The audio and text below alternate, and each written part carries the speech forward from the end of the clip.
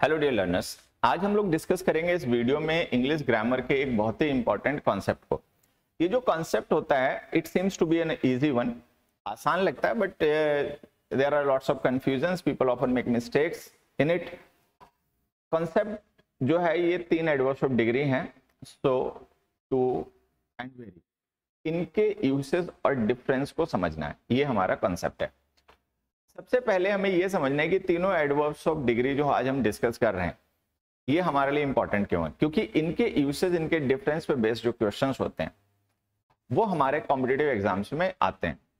Closure section में आपको questions मिलेंगे, sentence improvement, fill in the blanks, common error के क्वेश्चंस में भी आपको इन पर बेस्ड, इस कॉन्सेप्ट पे बेस्ड क्वेश्चंस मिलते हैं। And this concept really confuses, ये कई बार स्टूडेंट्स को कंफ्यूज भी करता है और वो गलतियां भी कर बैठते हैं। हमारी कोशिश है कि आज के बाद इन वर्ड से, यूजेस से रिलेटेड या इनके डिफरेंस से रिलेटेड अगर कोई क्वेश्चन बने तो हम उसको सही करें, हमसे उसमें गलतियां ना हो। तो शुरुआत करते हैं सबसे पहले समझने की इन तीनों एडवर्ब्स ऑफ डिग्री को। Very, so and too. जैसा कि मैं आपको पहले भी बता चुका हूं कि ये तीनों ही एडवर्ब्स ऑफ डिग्री हैं जिनका यूज हम एडजेक्टिव्स की, वर्ब्स की या किसी दूसरे एडवर्ब की डिग्री, इंटेंसिटी, रेंज को रेफर करने के लिए करते हैं। इनमें से जो वेरी है, इस एडवर्ब ऑफ डिग्री का हम यूज करते हैं to introduce some degree which is new. इसका यूज हम करते हैं किसी ऐसी डिग्री को इंट्रोड्यूस करने के लिए अपने लिसनर या रीडर को जो कि नई हो, जो हम इंट्रोड्यूस कर रहे हैं। और बेसिकली इसका यूज किया जाता है मोर देन एवरेज, एवरेज से ज्यादा। अगर कोई एडजेक्टिव है, कोई एडवर्ब है, उसकी इंटेंसिटी जो है या उसकी जो डिग्री है, उसकी जो रेंज है, वो जो एवरेज एक अंडरस्टूड होती है उससे ज्यादा है, तो उसको एम्फेसिस करने के लिए हम इसका यूज करते हैं। इट इज कोल्ड, ठीक है, अंडरस्टूड, हाउ मच कोल्ड, जैसा होता है कोल्ड वैसा, but it is very cold. Now we are emphasizing the degree, cold होने की डिग्री को हम एम्फेसाइज कर रहे हैं। तो वेरी बेसिकली एम्फेसाइज करता है कि जो एवरेज एक अंडरस्टूड डिग्री होती है ये उससे ज्यादा है, हाई है, तो एम्फेसिस के लिए यूज करते हैं। और ऐसी डिग्री को और ऐसी इंफॉर्मेशन को ये इंट्रोड्यूस करता है जो हमारे रीडर के लिए या लिसनर के लिए न्यू होती है, और वो हम उसको इंट्रोड्यूस करके बताते हैं, उसको पहले से ऐसा नहीं पता होता। मैं भी एग्जांपल्स की मदद से आपको ये बातें सारी बहुत क्लियर कर दूंगा। कुछ हम एग्जांपल्स भी डिस्कस करेंगे, उसके बाद में कुछ अच्छे क्वेश्चंस हैं वो भी डिस्कस करेंगे आज।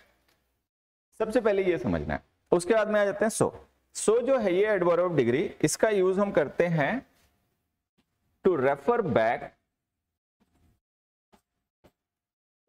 Back to some degree which is already known। इसका यूज हम करते हैं किसी ऐसी डिग्री को रेफर करने के लिए, मतलब जिसको रेफर बैक किया जा रहा है, मतलब वो पहले से डिग्री अंडरस्टूड है, पहले से हमारा रीडर या हमारा लिसनर उसको जानता है, और हम अब उसको रेफर बैक कर रहे हैं, मतलब हम उसको फर्स्ट टाइम इंट्रोड्यूस नहीं कर रहे हैं, दैट इज ऑलरेडी नोन और अंडरस्टूड, वो पहले से ही नोन है, अंडरस्टूड है। Now we are referring back, हम उसको रेफर बैक कर रहे हैं विच इज ऑलरेडी अंडरस्टूड, ठीक है। तो उसके लिए हम सो का यूज करते हैं। टू का यूज हम करते हैं बेसिकली तब जब हमें रेफर करना हो, to refer to some degree which has a negative implication।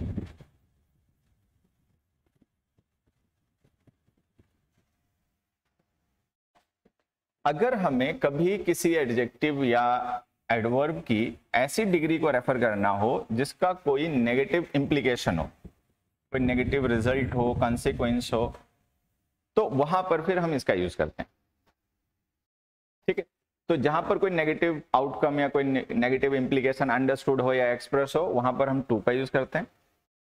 अगर हमें किसी ऐसी डिग्री को रेफर करना है जो ऑलरेडी पहले से ही नोन या अंडरस्टूड है, अब हम उसको इंट्रोड्यूस नहीं कर रहे हैं, हम उसको रेफर बैक कर रहे हैं, तो वहां पे हम सो यूज करते हैं। और अगर हमें किसी डिग्री को इंट्रोड्यूस करना है फर्स्ट टाइम अपने लिसनर या रीडर को, एंड विच इज न्यू, तो हम वहां पर वेरी का यूज करते हैं।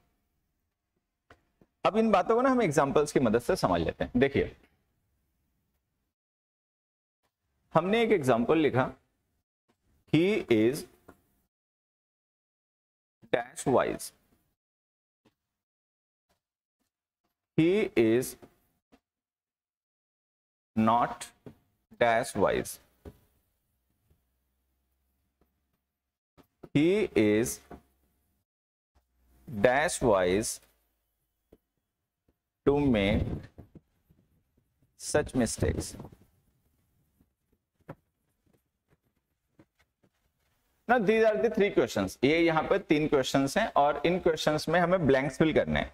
ब्लैंक फिल करने से पहले आप एक बात समझ लीजिए, ये जो वाइज वर्ड हमने यूज किया ये एडजेक्टिव होता है और हम जो वर्ड ब्लैंक में लिखेंगे वो ब्लैंक में यूज होने वाला वर्ड जो है वो इसी एडजेक्टिव की डिग्री को रेफर कर रहा होगा। How much wise, how much wise, तो हम एडवर्ब ऑफ डिग्री का यूज करेंगे।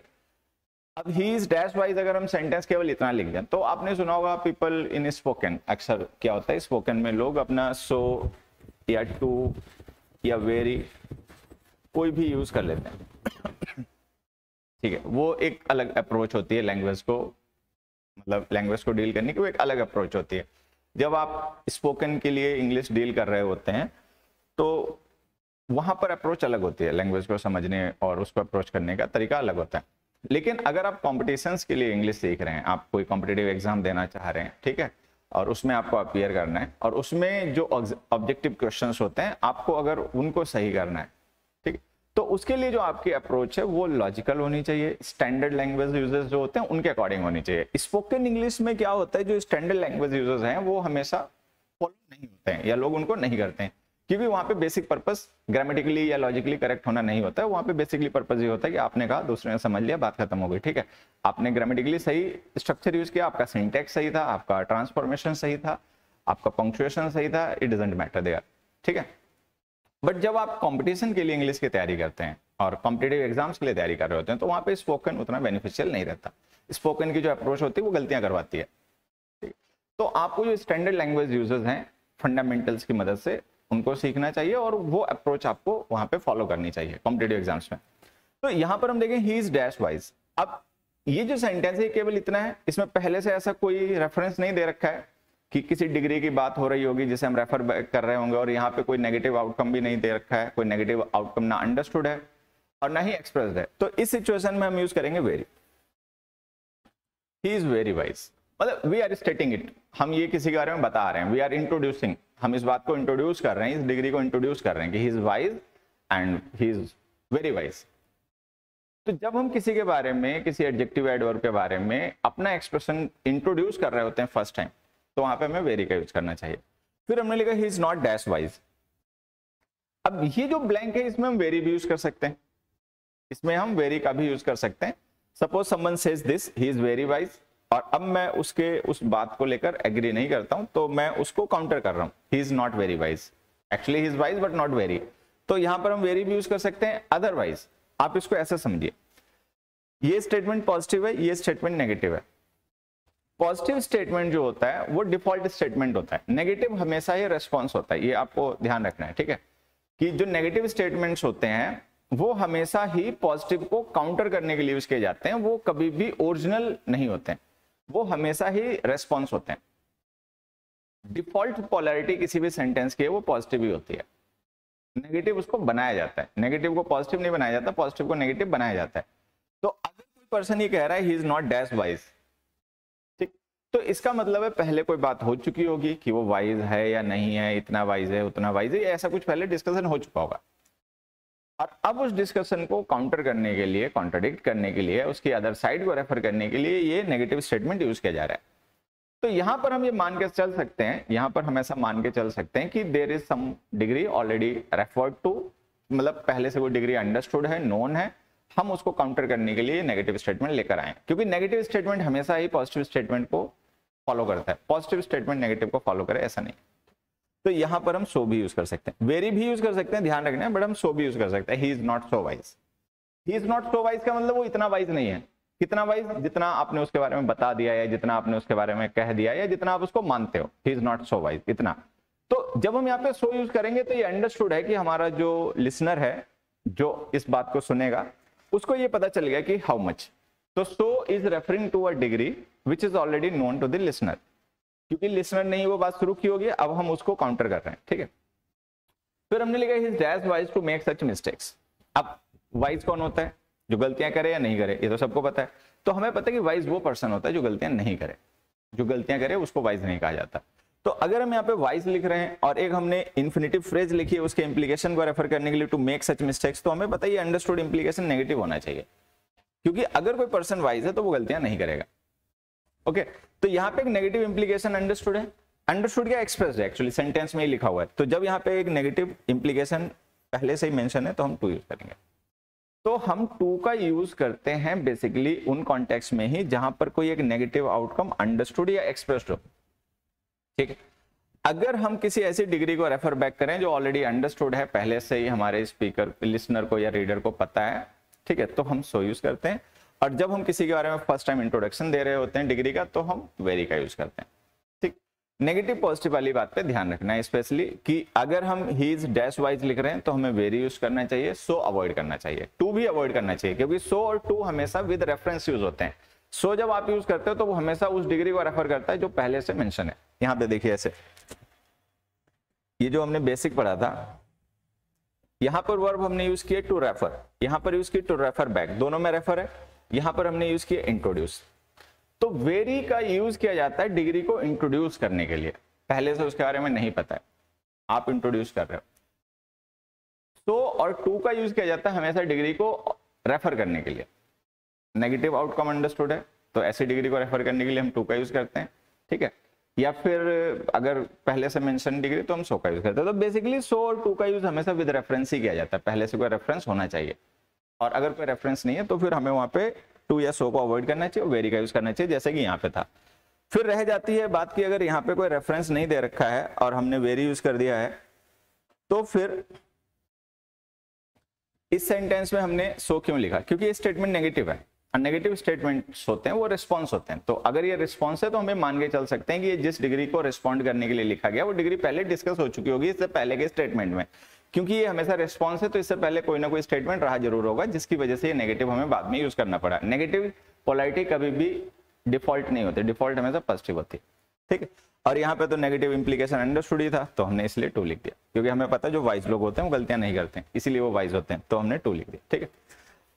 अब कुछ प्रैक्टिस एग्जांपल्स हैं, आप उनसे समझिए ऐसे।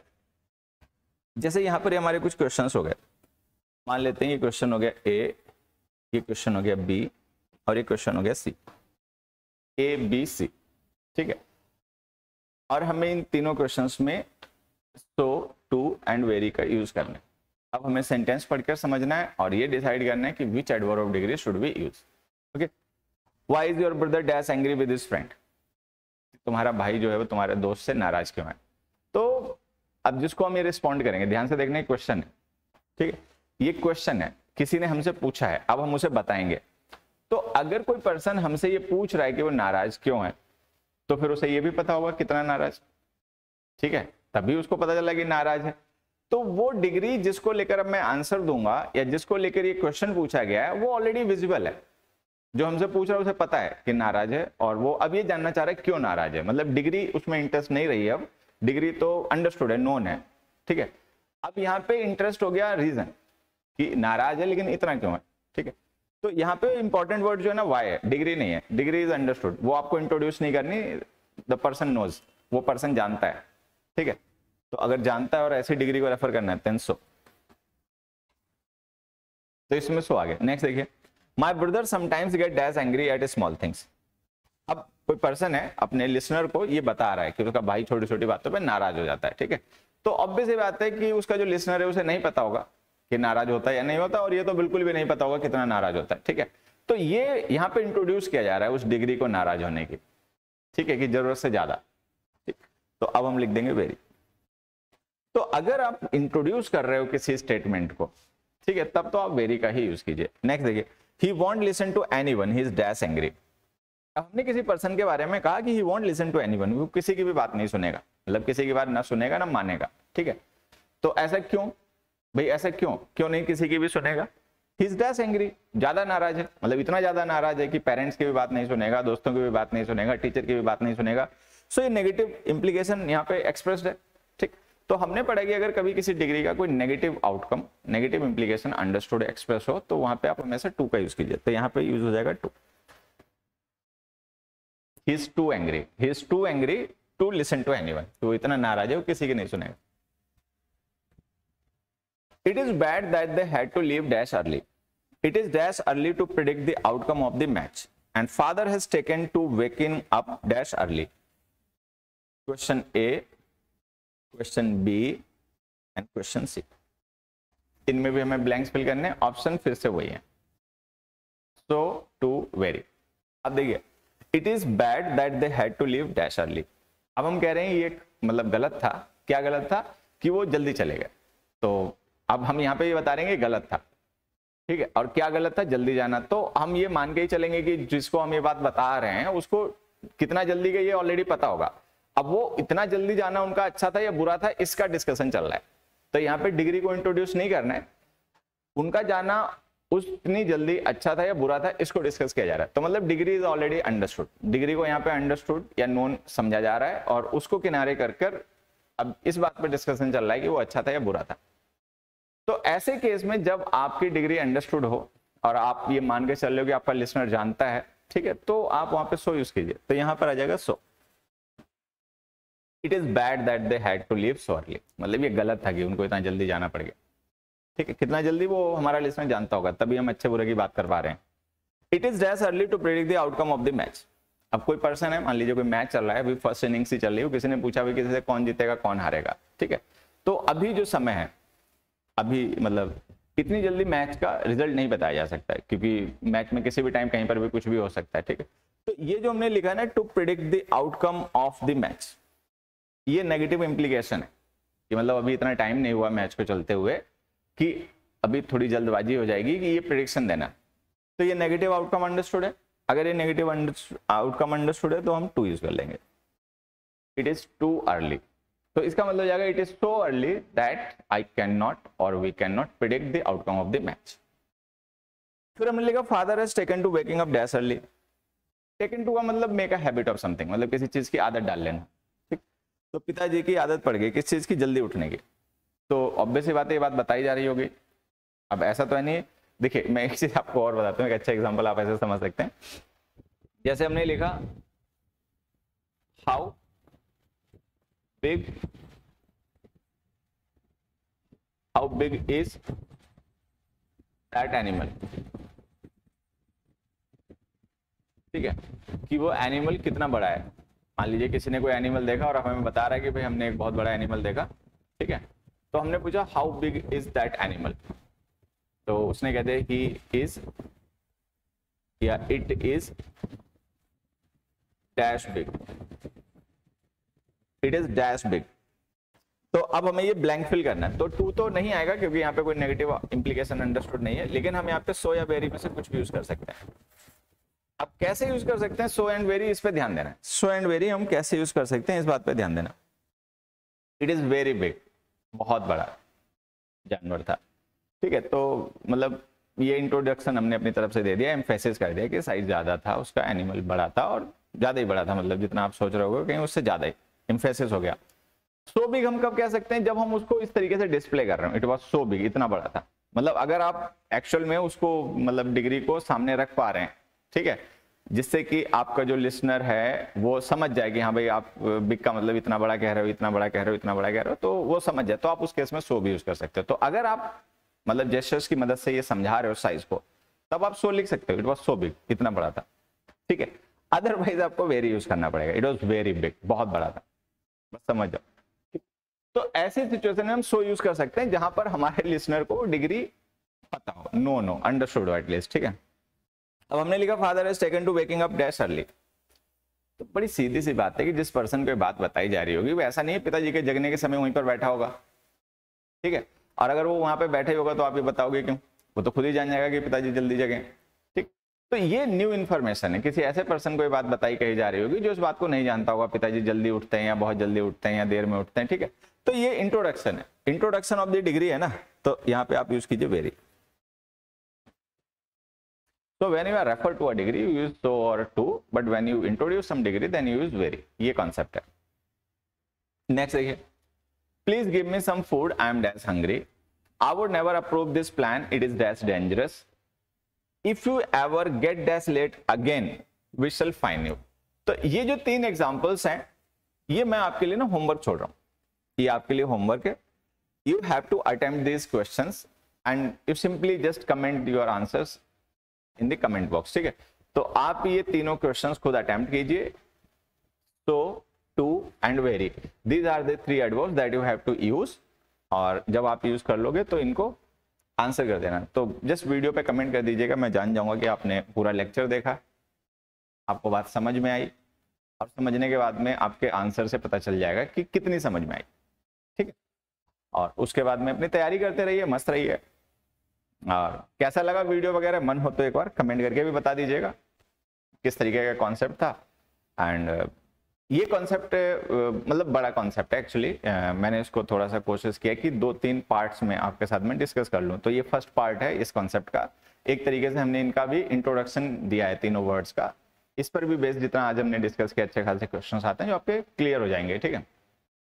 फिर हम जल्दी ही इन्हीं तीनों एडवर्ब्स ऑफ डिग्री पे बेस्ड नेक्स्ट, मतलब at least we will provide you 2 more videos on the uses of these 3 words।